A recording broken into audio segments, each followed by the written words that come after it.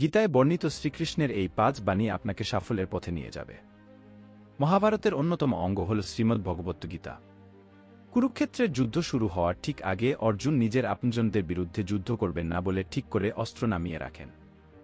তখন শ্রীকৃষ্ণ তাকে জীবনের সঠিক দিশা দেখান, কর্তব্যের আসল অর্থ বোঝান।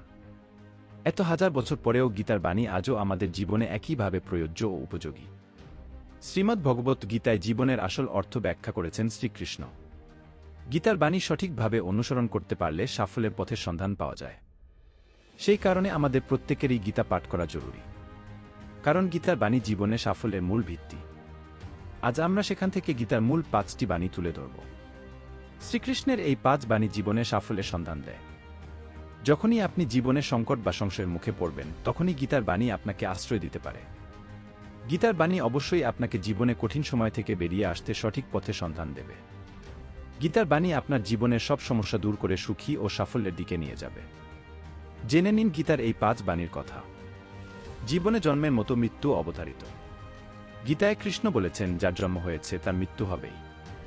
তাই মৃত্যুর কথা ভেবে আতঙ্কিত হওয়ার কিছু নেই বা প্রিয়জনের মৃত্যুতে ভেঙে পড়াও ঠিক নয়। সন্দেহের চোখে দেখা। কোনো মানুষের সবাইকে সন্দেহের চোখে দেখার একটা প্রবণতা থাকে। কোনো কারণ ছাড়াই এরা সবাইকে সন্দেহ করেন। কিন্তু যারা অন্যকে সন্দেহ করেন তারা জীবনে কখনো খুশি হতে পারেন না।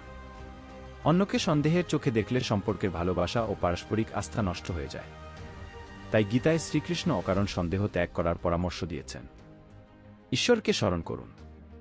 ঈশ্বর আপনাকে সব সমস্যা থেকে মুক্ত করতে পারেন। সেই কারণে সবসময় নিজের সব কাজে ঈশ্বরকে স্মরণ করুন। গীতায় শ্রীকৃষ্ণ বলেছেন, যে ব্যক্তি ঈশ্বর চিন্তা করে জীবন কাটান তিনি মৃত্যুর পর সরাসরি ঈশ্বরের কাছে পৌঁছে যান। নিজের বুদ্ধি ভালো কাজে লাগান। আপনি যদি বুদ্ধিমান হন তাহলে নিজের বুদ্ধি কোনো ভালো কাজে ব্যয় করুন।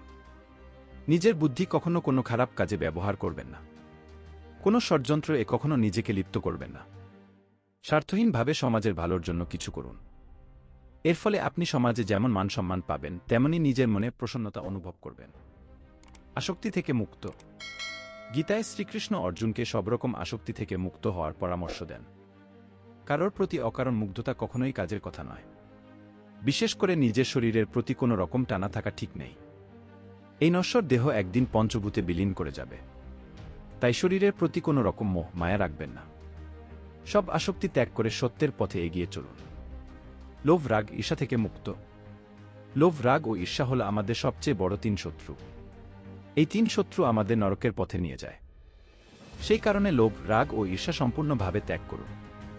এইসব শত্রু নিজের জীবন থেকে দূরে রাখলে আপনি সফল ও সুখী জীবন যাপন করতে পারবেন।